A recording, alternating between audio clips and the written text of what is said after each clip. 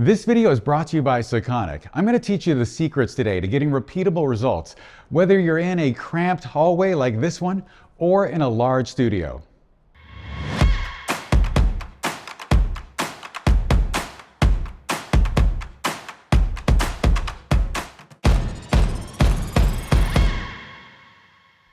Welcome back, everyone. I'm going to be photographing my friend Patricia today in this really small white hallway, and I'm sure it's echoing quite a lot. And then I'm going to photograph her in my studio for her new LinkedIn headshot.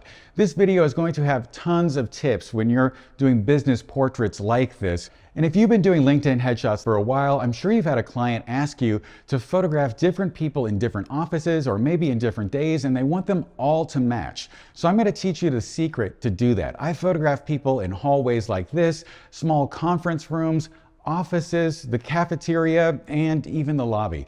So I'm going to show you using a LiteMeter how to dial things in. I've been using Sekonic LiteMeter since 1999, and they've really improved my work and helped me learn lighting.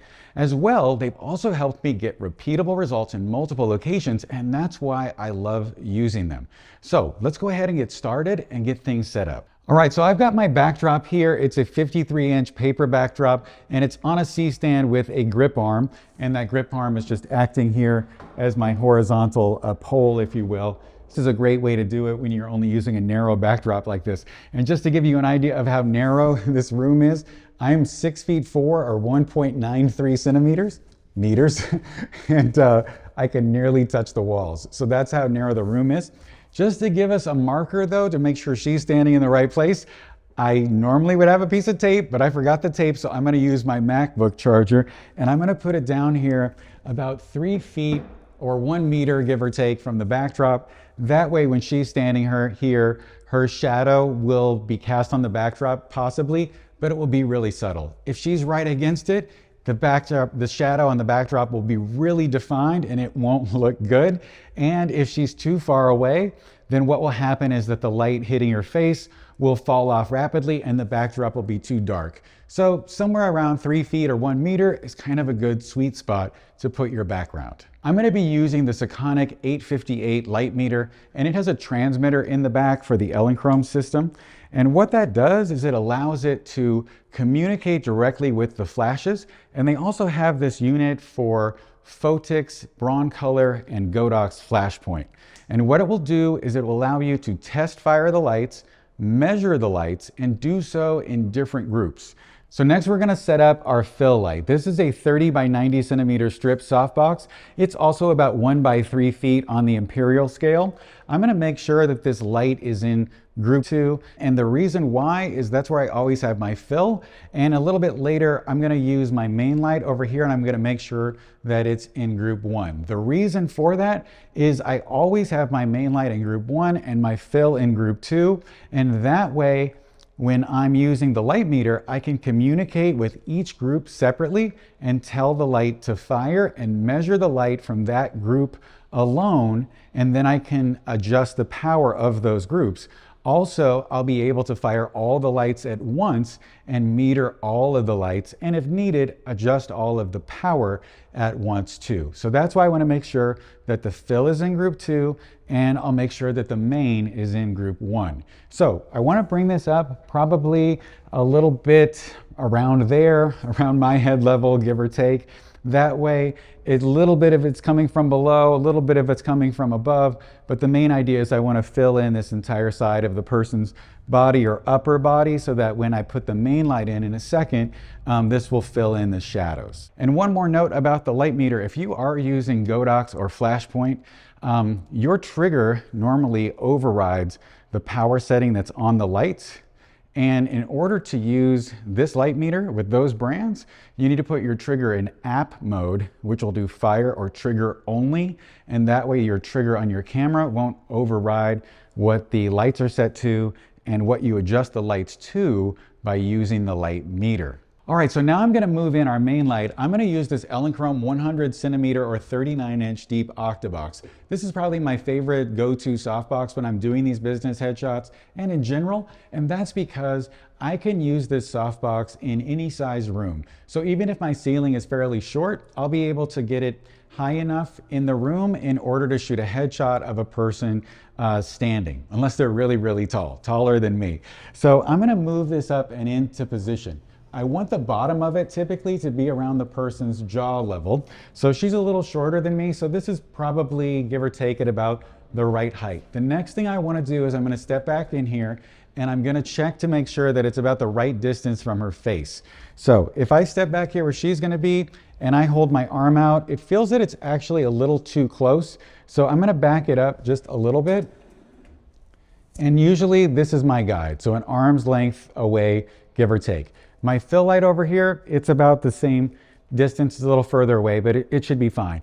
Now I know kind of where to put these softboxes when we're in the studio so that we can get the same result as we're getting here in the hallway. All right, so I'm just looking here. It is blue, so that is the group 1 color, so I know that we're good to go. All right, so now I've got to dial the lights in. I'm going to shoot at 1/200th of a second, f11 at ISO 100 today. The reason why I'm choosing f11 is because it will give me a lot of sharpness throughout the image, a lot of depth of field, and right now a lot of businesses are asking for their headshots to be composited into other backgrounds. So I found that when I do composites, if I stop down, then I get more of the hair in focus, and therefore it's easier for me to composite those images later. I don't know if she's going to want these images composited, but it is a good idea or a good practice just to do that when you're shooting on a solid background so that you can make sure that you're ready if your client asks for that. So I'm going to go into group 1 here with the meter. I'm going to measure just this light alone and see where I'm at. Okay, so it meters at f16. I want to shoot at f11, so I'm going to turn this light down 1 stop with the light meter. So I'm just going to use the plus or minus buttons here at the bottom to bring it down 1 full stop, and then I'll test again. Great, and now it meters at f11. Now what I'm going to do is dial in my second light, or my fill light here. So I'm going to switch over to group 2, and then I'm going to meter the light. Okay, and my fill meters at f8 and 2/10. I normally like to have my fill light 2 stops down from my main light. So if my main light meters at f11, that means I want to come down 2 stops. That would be f8 and then 5.6. So I want this light to meter at 5.6, but right now it's metering at f8 and 2/10. So what that means is I have to press the down button 1.2 stops in order to turn the power of the light down. Okay, so now the light meters at 5.6. I'm going to fire both of the lights combined and see where I'm at. So I'm going to press the all button. Now I'm going to fire both of the lights together. All right, it meters f11 and 2/10. So that's really close to f11, so I think I'll be able to shoot at f11. The two of them combined aren't metering a lot higher, and that's because this one is significantly dimmer than this one, and so when they combine, it's not a big difference compared to this light by itself. There's a 2-stop difference. So I think we're fine. This should be good. This should set us up for success. The next thing I need to meter is I need to know how much fill is coming off this wall over here when both lights fire. This will help me dial in things later when we're in the studio. So I'm going to hold my hand here behind the dome, and I'm going to go ahead and fire both of the lights. This will ensure that this light won't hit the dome and that I'll get a good meter reading. Okay, so combined, they meter at f5.6 and 7/10. That means that there is about a 1.5 stop difference between the two. So I'm going to have to mark this down for later so that I know exactly what to do when we're in the studio. I'm going to shoot with my 70-200 at 100 millimeters, and the reason why is because 100 millimeters is marked on the lens, and that way when we're shooting in the studio later, it will be the exact same focal length. All right, I'm going to press info here and bring up the electronic level. I always make sure I do this when I get started, so I make sure that I'm reasonably level and dialed in. Let me go ahead and take our first test photo, and then I'll show you one light at a time. So here are all the lights together. And then here is the main light only. And then here is the fill light only. Then I'll show you the three of them together here on the screen. So now you can see the 3 photos, and here on the top left where the 3 images combine, I'm just going to double click here under her chin, and you'll be able to see that her skin just looks a little smoother overall, and we've got detail throughout the shot. So now if we were photographing someone who were much older, let's say that, Patricia's coworker is going to be photographed, now we would have, less wrinkles on that person's face, and overall the collection of photos would look really good. So I think we're good here. I think we can start shooting and take the final photos. Big smile. Okay, great. Tilt your head more this way. Turn your head that way a little bit. Good. Not as much. Perfect. Big smile. Good. And then maybe bring your hands on your hips so you're not folding there. Good. Good. I'll take one more. I think that went well. Let's head back to the studio and recreate our image there. All right, so I have my phone here with a picture of the light meter from earlier, so I'll know exactly what to do. Earlier, I forgot a key factor, which we're going to have to make sure that we got right by using the eyedropper in Capture One, but I should have done this with the light meter. I did not note how bright or dark the background was, and so we're gonna have to dial that in. I believe she was about an arm's length from the backdrop, so that's what I've set up here. I've also got this light about an arm's length away, and I remember that that light was a little bit more than an arm's length away, so very scientific.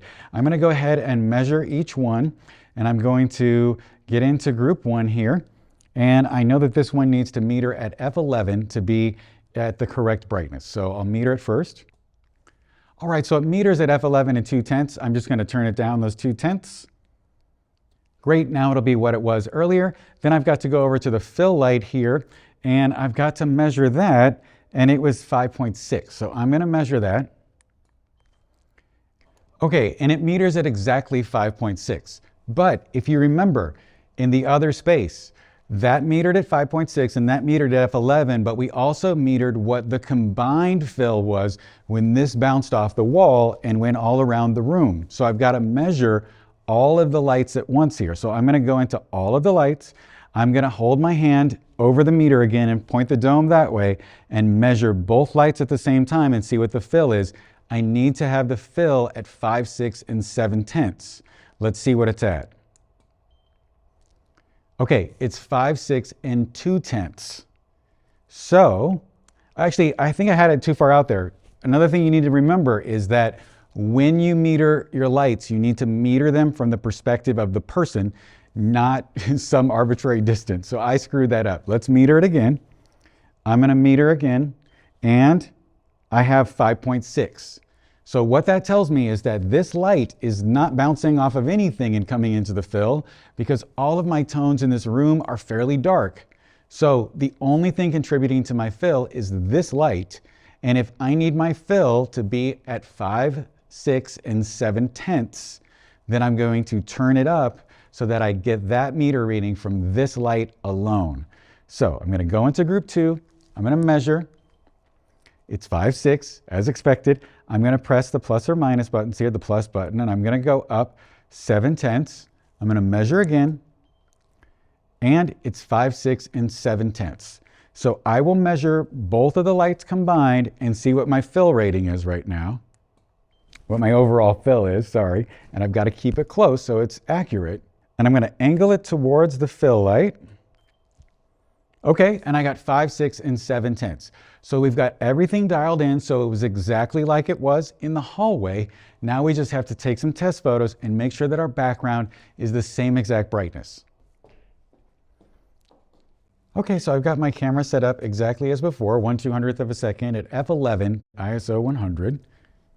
And I didn't have the transmitter on for the first shot, so you can see what it looks like without any flash at all. So you can tell then that the only thing affecting our shot are our flashes. And here it is with both of the lights. Go ahead and smile. All right, so I'm gonna go up here to the previous photo that she liked the most. I'm gonna right click it. I'm gonna come down here to set as compare variant. And now when I look at the last photo that I took, you'll see it down here on the bottom, and you'll see the photo from earlier on the top. So I just need to evaluate this and make sure that we are getting the same exact thing that we got before. So if I zoom in here, this looks basically the same. It looks like I'm actually too close to her, which is the problem. So Yeah, I need to back up a little bit because I need that top button on her dress. And this looks like the right location. Now we'll take another photo. And as we compare the two photos here, we'll just zoom in. The neck looks the same. I would say everything is substantially good. The next thing I need to check is the gray on the background. So what I'm going to do here is I'm just going to hover over the gray sort of next to her head, and you'll see that before on the left, the number out of 255, if you look here at the top center, it's 157. So I'm going to come over to the background on our new photo, and it's 135. So that tells me that it was brighter earlier. So I've got to bring the background closer to her until I get to 157.